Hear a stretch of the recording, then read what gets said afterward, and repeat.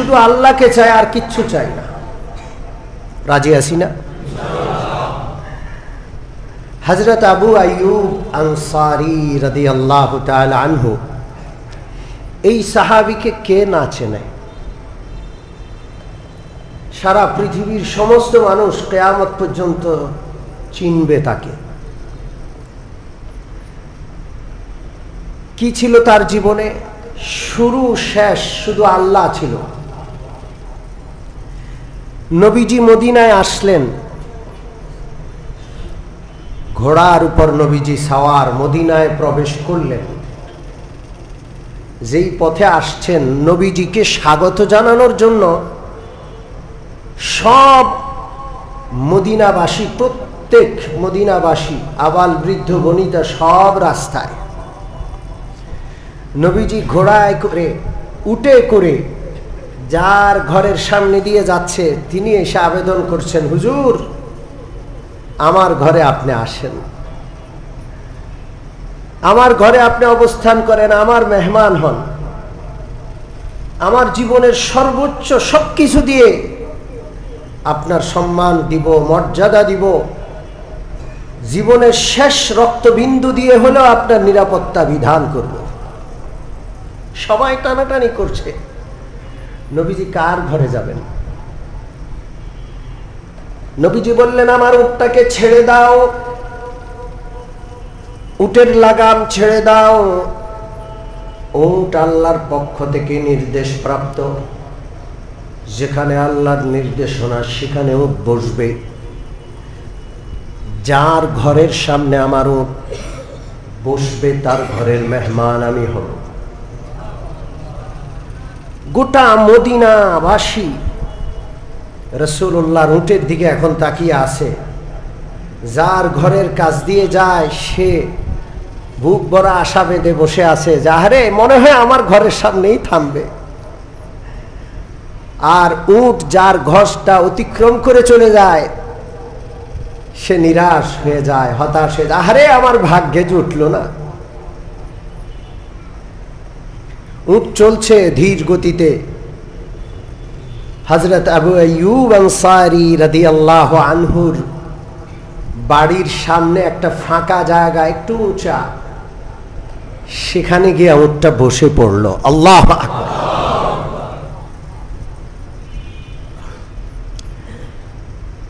সাহাবীদের মধ্যে হইচই পড়ে গেল। আবু আইয়ুব আনসারী বড় ভাগ্যবান, কিন্তু উট বসে পড়ার পরেও রাসূলুল্লাহ উট থেকে নামেন না, তিনি বসা। উটটা আবার দাঁড়িয়ে যায়, আবার একটু সামনে আগায়। এতক্ষণ আবু আইয়ুব আনসারীর ভাগ্য ভালো, এটা সবাই বলেছে। এখন উট যখন আবার আগায় গেল, আবু আইয়ুব আনসারীর চেহারা বিষণ্ণ হয়ে গেল, আরে আমার ভাগ্যে মনে হয় জুটলো না। কিন্তু উট কিছু দূর আগিয়ে আবার পিছন দিকে পুনরায় এসে আবু আইয়ুব আনসারীর বাড়ির সামনে ওই উঁচা সুন্দর সমতল জায়গায় গিয়ে আবার বসলো। আল্লাহ। এবার রাসূলুল্লাহ উট থেকে নামলেন এবং আবু আইয়ুব আনসারীর বাসার মেহমান হলেন। আল্লাহ, ভাগ্যটা কত ভালো। হযরত আবু আইয়ুব আনসারীর বাড়িটা ছিল দোতলা। আবু আইয়ুব আনসারী উপরের তলাকে পরিষ্কার পরিচ্ছন্ন করে রাসূলুল্লাহর জন্য সাজালেন, যে রাসূলুল্লাহ উপরের তলায় বসবাস করবেন। কিন্তু আল্লাহর হাবিব সাল্লাল্লাহু আলাইহি ওয়াসাল্লাম আবু আইয়ুবকে বললেন, আবু আইয়ুব, দোতলায় তোমরা থাকবে পরিবার নিয়ে, আমি নিচতলায় থাকব। আবু আইয়ুব বললেন, ইয়া রাসূলুল্লাহ, আপনি নিচে আমরা উপরে, এটা কিভাবে সম্ভব? রাসূলুল্লাহ বললেন, আবু আইয়ুব, রাত দিন আমার কাছে মানুষ আসা যাওয়া করবে, তোমার ঘরের দোতলায় মানুষ উঠবে, নিচতলায় তুমি, তোমার সমস্যা হবে, আমাকে নিচতলায় দিয়ে দাও, তোমরা দোতলায় থাকবে, কোনো সমস্যা হবে না, মানুষ আসবে যাবে, সকাল সন্ধ্যা রাত দিন কোনো অসুবিধা হবে না। রাসূলুল্লাহ তাকে দোতলায় পাঠিয়ে দিলেন। কিন্তু আবু আইয়ুব আনসারী রাদিয়াল্লাহু তাআলা আনহু এবং তার স্ত্রী উম্মে আইয়ুব দুজন চিন্তায় পড়ে গেলেন যে নবীজিকে নিচে রেখে নবীজির মাথার উপরে আমরা কিভাবে থাকব, আমরা নবীজির উপরে চলাফেরা করব।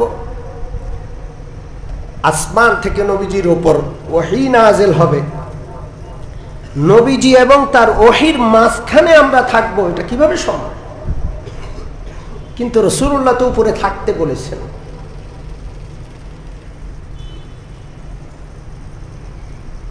রাত যখন ঘনায় আসলো, শোয়ার সময় হলো, চিন্তায় পড়ে গেলেন কেমনে শুইব। তারা ঘরের এক কোনায় গিয়ে কোনো রকম শুইলেন, ভয়ে জড়সড় হয়ে। নবীজি ঘরের মাঝখানে আসেন, ওই দিক থেকে হাঁটেন না তারা। নবীজির মাথার উপর দিয়ে হাঁটা, এটা কিভাবে সম্ভব? আদব একটা বিষয় আছে না নাই? জোরে বলেন। আজ খোদা খাহি মে তৌফিক আদব, আজ খোদা খাহি মে তৌফিক আদব, বেअदब महरूम मंदज फजले रब, बेअदब महरूम मंदज फजले रब। বর্তমান পৃথিবীতে শিক্ষা আছে, দীক্ষা নাই। পড়াশোনার ডিগ্রি আছে, আদব নাই। বিশ্বাস করেন, অশিক্ষিত বেয়াদব অনেক ভালো শিক্ষিত বেয়াদবের চাইতে। দেশটা শিক্ষিত বেয়াদব দিয়ে ভরে গেছে। আদব খুব জরুরি। শিক্ষা অল্প হোক, দীক্ষা যেন মজবুত হয়। একটা লোক যদি আদব আখলাক শিষ্টাচার শিখে, তার দ্বারা দেশ জাতি ক্ষতিগ্রস্ত হবে না।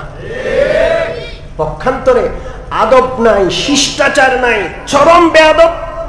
এই বেয়াদব যত শিক্ষিত হবে, দেশ জাতির জন্য অত ভয়ঙ্কর ক্ষতিকর হবে।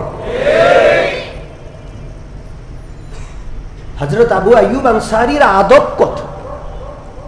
ঘরের এক পাশে কোনায় শুয়ে, রাতভর ঘুম আসে না, হাঁটেও চলেও ঘরের এক কোণ দিয়া, মাঝখান দিয়ে হাঁটে না। ওখানে তো নবীজি নিচে, নবীজির মাথার উপরে হাঁটবে কিভাবে? সকালবেলায় বিশ্বনবীর কাছে গেলেন, আবেদন করলেন, ইয়া রাসূলুল্লাহ, আপনার নির্দেশ পালন করার জন্য আমার বাসার দোতলায় রাত্রে ছিলাম, কিন্তু আমার এবং আমার স্ত্রী উম্মে আইয়ুবের 1 মিনিটের জন্য 2 চোখের পাতা একসাথ হয় নাই, ঘুমাইতে পারি নাই, ঘুম আসে নাই ভয়ে। রাসূলুল্লাহ সান্ত্বনা দিলেন যে সহজ ভাবে নাও, বিষয়টাকে এত জটিল ভাবে নিও না। ঠিক আছে, রাসূলুল্লাহর কথা মেনে রয়ে গেলেন। এক রাতে তাদের একটা মাটির কলসি ভেঙে গেল। কি কলসি? মাটির কলসি ভেঙে গেল। পানি যখন ছড়ায়া পড়ল, আবু আইয়ুব এবং উম্মে আইয়ুবের শোয়ার যে তোষক ছিল, গায়ের যে চাদর বা লেপ ছিল, রাসূলুল্লাহর গায়ে 1 ফোঁটা পানি পড়বে উপর থেকে। তারা তাদের লেপ তোষক সব দিয়ে কোনো রকম পানিকে মুছে সারা রাত জড়সড় হয়ে বসে আছে যে আল্লাহ আমাদের দ্বারা না জানি কোনো বেয়াদবি হয়ে যায়। রাসূলুল্লাহ সকালবেলায় রাসূলুল্লাহর কাছে গিয়ে বললেন, ইয়া রাসূল আল্লাহ, আমাদেরকে মাফ করবেন, আমাদের দম বন্ধ হয়ে আসছে। এটাকে বলে আদব। রাসূলুল্লাহ যখন শুনলেন, বুঝলেন, তখন বললেন, ঠিক আছে, তুমি নিচতলায় নামো, আমি উপরের তলায় চলে যাই। আদব রক্ষা করব তো ইনশাআল্লাহ। জোরে বলেন, রক্ষা করব। আল্লাহ ওয়ালাদের আদব করব, নবীর ওয়ারিস উলামাদের আদব করব, ইমাম, মুয়াজ্জিন, শিক্ষক, এমনকি আলিফ বা তা যারা পড়ান ওনাদেরও আদব করব ইনশাআল্লাহ।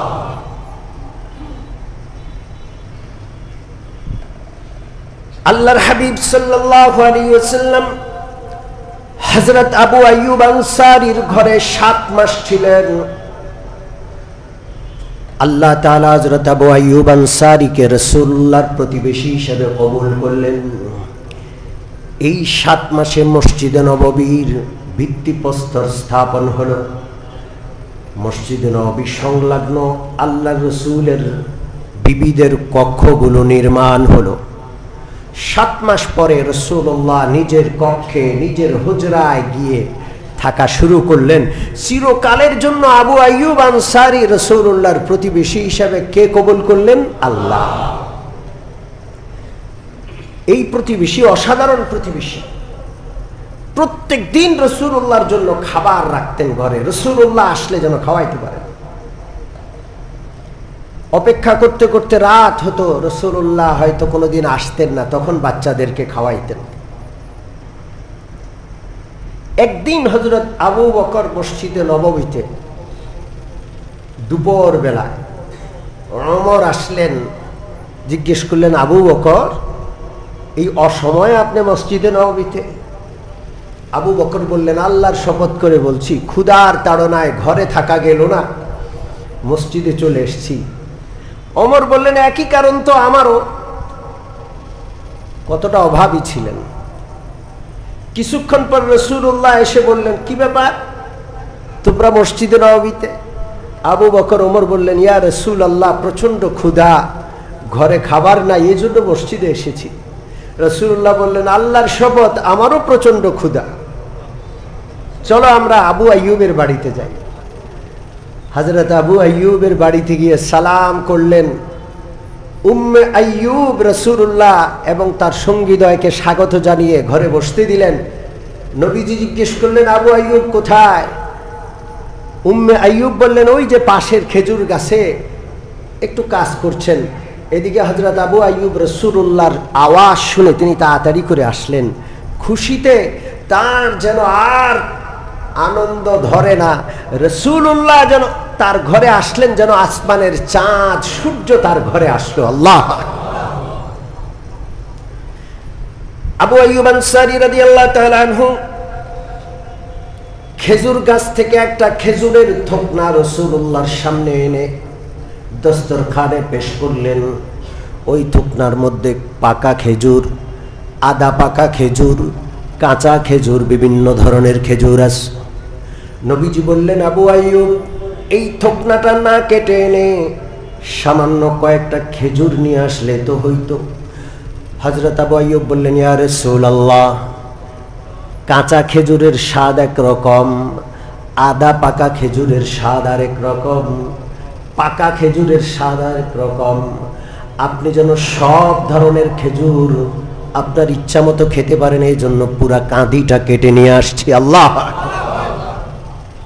রাসূলুল্লাহ দেখলেন যে আবু আইয়ুব ছাগল জবাই করবেন। রাসূলুল্লাহ বললেন, আইয়ুব ওই ছাগলটা জবাই করবা যার পেটে বাচ্চা নাই। হযরত আবু আইয়ুব ছোট্ট একটা বাচ্চা ছাগল জবাই করলেন, 2 ভাগ করলেন। এক ভাগ রান্না করলেন টুকরো টুকরো করে, আরেক ভাগ কাবাব করলেন আগুনে পুড়িয়ে। রাসূলুল্লাহর সামনে যখন দিলেন, উম্মে আইয়ুব রুটিও পাঠালেন। আল্লাহর হাবিব সাল্লাল্লাহু আলাইহি সাল্লাম কয়েক টুকরা গোশত একটা রুটির মধ্যে দিয়ে আবু আইয়ুব আনসারীর হাতে দিয়ে বললেন, আবু আইয়ুব আমার কলিজার টুকরা ফাতেমার ঘরে দিয়ে আসো, আমার ফাতেমাও অনেক দিনের না খাওয়া।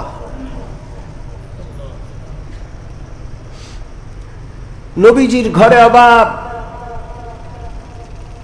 আবু বকরের ঘরে খাবার নাই, ওমরের ঘরে খাবার নাই। সাইয়্যিদাতু নিসাই আহলিল জান্নাহ, জান্নাতের রমণীদের সর্দার হযরত ফাতেমা অভুক্ত। আমাদের ঘরে খাবার নষ্ট হয়, আমাদের কোনো কষ্ট নাই। হাজারো সুখ সমৃদ্ধির মধ্যে থেকেও রাসূলুল্লাহর দিনটা আমরা পালন করি না, আল্লাহর কাছে কি জবাব দিব? আল্লাহর হাবিব সাল্লাল্লাহু আলাইহি ওয়াসাল্লাম গোশত রুটি খেজুর খান। খেতে খেতে এক সময় নবীজির 2 চোখ বেয়ে বেয়ে গড়িয়ে পানি পড়ে। নবীজি বললেন, এতগুলো খাবার, এত সুস্বাদু খাবার খাচ্ছি, হাসরের ময়দানে এই নিয়ামতগুলো সম্পর্কে আল্লাহ জিজ্ঞাসা করবেন। সুম্মা লাতুসআলুন্না ইয়াওমাইযিন আনিন নাঈম। আল্লাহর যত নেয়ামত ভোগ করছি সব নেয়ামতের ব্যাপারে কে জিজ্ঞাসা করবেন?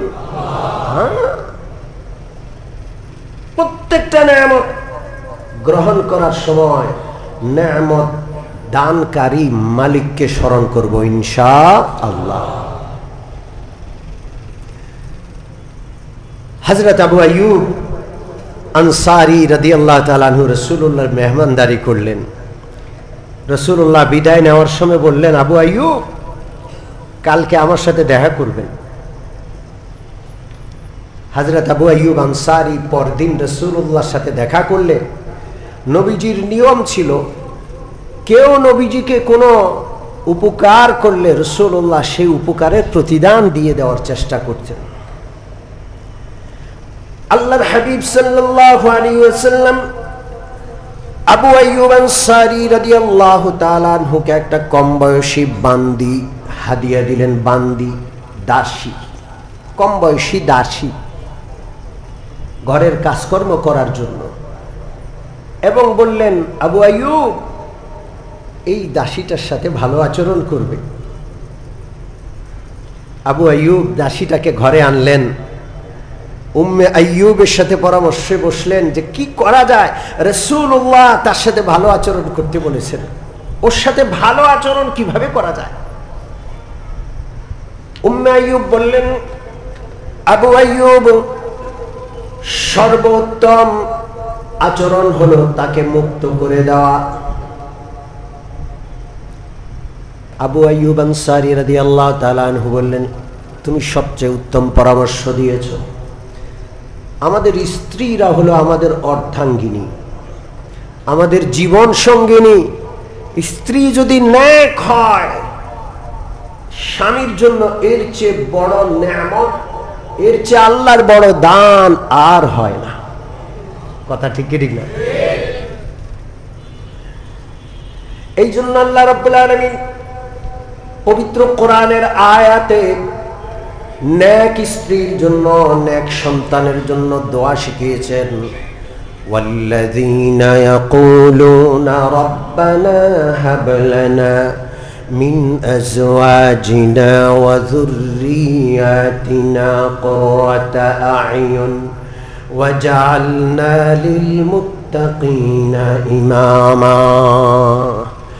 আল্লাহর প্রিয় বান্দা তারা যারা আল্লাহর কাছে হাত তুলে বলে, আল্লাহ গো রব্বানা হাব লানা মিন আজওয়াজিনা ওয়া যুররিয়াতিনা কুররাতা আ'য়ুন, আল্লাহ গো আমাদের সন্তানদেরকে, আমাদের স্ত্রীদেরকে আমাদের চোখের শীতলতা বানায়া দেন। আমিন বল। এমন সন্তান যেন হয় ওর দিকে তাকাইলে চোখ ঠান্ডা হয়, কলিজা ঠান্ডা হয়। এমন সন্তান যেন আল্লাহ আমাদের দান করেন। আমিন বলেন। এমন স্ত্রী যে স্ত্রীর দিকে তাকাইলে চক্ষু শীতল হয়, কলিজা ঠান্ডা হয়, আল্লাহ এমন স্ত্রী দান করেন। আমাদের নেক স্ত্রী, স্ত্রী যে নেক হবে ওই জায়গাটাকে ইংরেজরা নষ্ট করে দিচ্ছে। মানবাধিকারের সংস্থা, নারী অধিকার, নারীবাদীরা আমাদের স্ত্রীদেরকে স্বামীদের অবাধ্য করে তুলছে। ঠিক কি ঠিক না? স্বামীদের প্রতিপক্ষ, শুধু স্বামী নয় গোটা পুরুষ জাতির প্রতিপক্ষ হিসেবে নারীদেরকে দাঁড় করানো হচ্ছে। ঠিক কি ঠিক না? এদের থেকে সতর্ক থাকতে হবে। আপনি যদি আপনার মেয়েটা নেক বিবি হোক এটা চান, তাহলে আপনার মেয়েটাকে আপনি ইসলাম শিখান।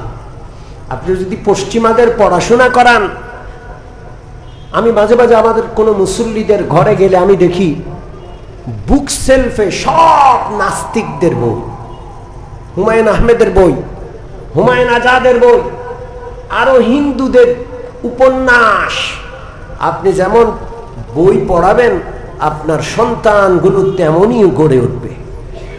ঠিক কি ঠিক না? তেঁতুল গাছ লাগাইয়া আম ফলের আশা করা যায় না। আমি খুব কম দেখি আমার মুসল্লিদের ঘরে গেলে যে তাদের ঘরে নবীর জীবনী, আবু বকর, ওসমান, আলী, আয়েশা, খাদিজার জীবনী, এমন মুসল্লি কম। আপনি মেয়েটারে খাদিজাতুল কুবরার মতো বানাইতে চান, আর উপন্যাস পড়তে দেন নাস্তিকদের, তা আপনার চাওয়া আর আপনার চেষ্টা কি একরকম হইল? হযরত উম্মে আইয়ুব আবু আইয়ুবকে সুপরামর্শ দিচ্ছেন। এই জন্য রাসূলুল্লাহ বলেন, আদ-দুনিয়া কুল্লুহা মাতা' ওয়া খায়রু মাতা'id দুনিয়া আল মারআতুস সালিহা। দুনিয়ার সব কিছু আল্লাহর নেয়ামত, তবে সবচেয়ে উত্তম নেয়ামত হলো একজন নেক স্ত্রী। হযরত উম্মে আইয়ুব যখন বললেন আজাদ করে দেন, আবু আইয়ুব সাথে সাথে রাসূলুল্লাহর দেওয়া সেই বান্দিটাকে, দাসীটাকে আজাদ করে দিলেন। আমি হযরত আবু আইয়ুবের জীবনী আপনাদেরকে কেন শোনাচ্ছি, আমার মূল কথাটায় আসছি এখন।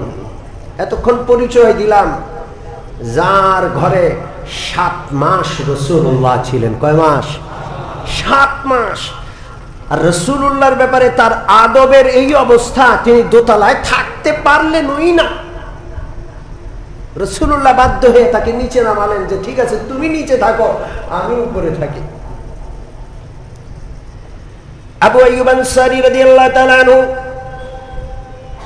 সারা জীবন রাসূলুল্লাহর জীবনের প্রথম জিহাদ থেকে নিয়ে শুরু করে আবু আইয়ুব আনসারী দীর্ঘ হায়াত পেয়েছেন। হযরত আমির মুআবিয়ার পরেও তিনি জীবিত ছিলেন। এই দীর্ঘ হায়াতে এমন কোনো জিহাদ নাই যে জিহাদে আবু আইয়ুব অংশগ্রহণ করেন নাই। বদর, উহুদ, খন্দক, তাবুক সহ এমন কোনো যুদ্ধ নাই রাসূলুল্লাহর সাথে যিনি ছিলেন না।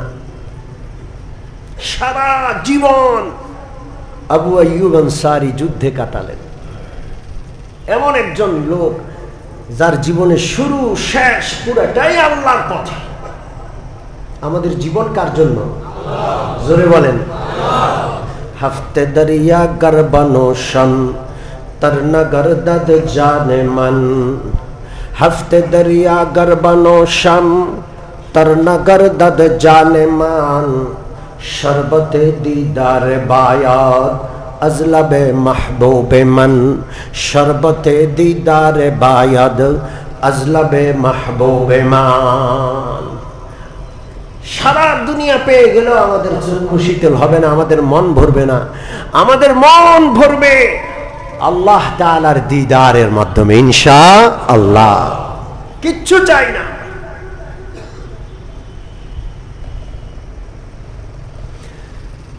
হযরত আবু আইয়ুব আনসারী রাদিয়াল্লাহু তাআলা আনহু জীবনের শেষ প্রান্তে হযরত আমির মুআবিয়া রাদিয়াল্লাহু তাআলা আনহুর সময় কনস্টান্টিনোপল, যেটাকে ইস্তাম্বুল বলা হয়, ইস্তাম্বুল জয়ের যে যুদ্ধ, সেই যুদ্ধে তিনি অংশগ্রহণ করলেন। বয়স ৮০-র বেশি। সেই যুদ্ধের সেনাপতি ছিলেন ইয়াজিদ। কে ছিলেন? ইয়াজিদ। হযরত হুসাইন রাদিয়াল্লাহু তাআলা আনহুর হত্যাকাণ্ড তার শাসন আমলে ঘটেছে। এই জন্য ইয়াজিদের বদনামি আছে অনেক ইতিহাসে। কিন্তু ইয়াজিদের কিছু ভালো দিক আছে। এর মধ্যে একটা হলো ইয়াজিদ কুস্তান্তনিয়ার যুদ্ধের সেনাপতি ছিলেন। হযরত আমির মুআবিয়া রাদিয়াল্লাহু তাআলা আনহু তাকে কুস্তান্তনিয়া বিজয়ের জন্য সেই যুদ্ধের সেনাপতি বানিয়েছিলেন। এবং ইয়াজিদের সেনাপতিত্বে তখন যেই সমস্ত সাহাবারা জীবিত ছিলেন, বেশিরভাগ সাহাবা সেই যুদ্ধে অংশগ্রহণ করেছিলেন। কারণ রাসূলুল্লাহর ভবিষ্যৎবাণী ছিল যে কুস্তান্তনিয়ার বিজয়ের যুদ্ধে যারা অংশগ্রহণ করবে তাদের জীবনের সব গুনাহ আল্লাহ মাফ করে দেবেন। হযরত আবু আইয়ুব সেই যুদ্ধে অংশগ্রহণ করেছেন। বয়সের ভারে তিনি হাঁটতে পারতেন না। এই অবস্থাতেও জীবনের শেষ মুহূর্তে তিনি জিহাদে, তিনি মুজাহিদ। কয়েকটা যুদ্ধ যখন হয়, হযরত আবু আইয়ুব আনসারী রাদিয়াল্লাহু তাআলা আনহু অসুস্থ হয়ে পড়েন। বার্ধক্য এবং অসুস্থতা দিনটা মিলে তিনি একবারে ধরাশায়ী হয়ে গেছেন, উঠতে পারেন না। হযরত রাসূল করিমের এই সাহাবীর সম্মানে সেই সময়ের সেনাপতি ইয়াজিদ আবু আইয়ুবকে দেখার জন্য তার তাঁবুতে আসলেন। আবু আইয়ুব আনসারী রাদিয়াল্লাহু তাআলা আনহুর খোঁজ খবর নিলেন, কি অবস্থা, কেমন আছেন? হযরত আবু আইয়ুব হাসছেন আর বলছেন, আল্লাহর পথে আছি, এর চেয়ে ভালো আর কি চাই? আল্লাহু আকবার। আল্লাহর পথে মৃত্যু হবে, আল্লাহর পথে চলমান, আর কি চাই? আল্লাহর জন্যই তো জীবন, আল্লাহর পথে মৃত্যু মানে মরণটাও কার জন্য? এটাই চাই আমরা ইনশাআল্লাহ। পৃথিবী যে অবস্থায় হোক, আমি আপনি যদি আল্লাহর জন্য হই, বাঁচি আল্লাহর জন্য, মরণটাও আল্লাহর জন্য হবে, এমন যদি নিয়ত করি, যাই হবে হোক ইনশাআল্লাহ আমি আপনি ব্যর্থ হব না ইনশাআল্লাহ। হাজারো চক্রান্ত চলছে দেশের ভিতরে, দেশের বাহিরে, দেশ বিরোধী চক্রান্ত, আন্তর্জাতিক চক্রান্ত, ভূখণ্ডের স্বাধীনতা সার্বভৌমত্ব নিয়ে চক্রান্ত, হাজার কিছু চলছে। আমরা আলেমদের সাথে থাকব, হক আর সত্যের পথে থাকব, আল্লাহর জন্য জীবন, আল্লাহর জন্য মরণ আমাদের হবে ইনশাআল্লাহ, আমরা ব্যর্থ হব না। এত এত চক্রান্ত বলে শেষ করা যাবে না। কয়টা বলা যাবে, কয়টা বলা যাবে? একেবারে আলোচনার শেষে শুধু একটা কথা বলে সতর্ক করছি, পার্বত্য অঞ্চল নিয়ে বিশাল চক্রান্ত চলছে। আমাদের সেনারা পার্বত্য অঞ্চলে ঢুকতে চায়, পার্বত্য অঞ্চলে নারী শিশু সবাই এসে রাস্তায় ব্যারিকেড দেয়, সেনা ঢুকতে দিবে না। বাংলাদেশের জমি, বাংলাদেশের সেনা সেখানে ঢুকতে পারবে না। কত বড় চক্রান্ত, কথা ঠিক কি ঠিক না? আমরা সরকারকে সতর্ক করতে চাই, পার্বত্য অঞ্চল নিয়ে আপনারা সতর্ক হন, না হয় বাংলাদেশের ভূখণ্ডকে ভাগ করার জন্য হাজার রকমের চক্রান্ত তারা সফল করতে সম্পূর্ণ প্রস্তুতি নিয়ে বসে আছে। ঠিক কি ঠিক না? শহীদ রাষ্ট্রপতি, শহীদ প্রেসিডেন্ট জিয়াউর রহমানের যে নীতি, সেই নীতি ছাড়া বাংলাদেশের অখণ্ডতা বজায় রাখা, পার্বত্য অঞ্চলকে বাংলাদেশের সাথে ধরে রাখার আর কোনো উপায় নাই।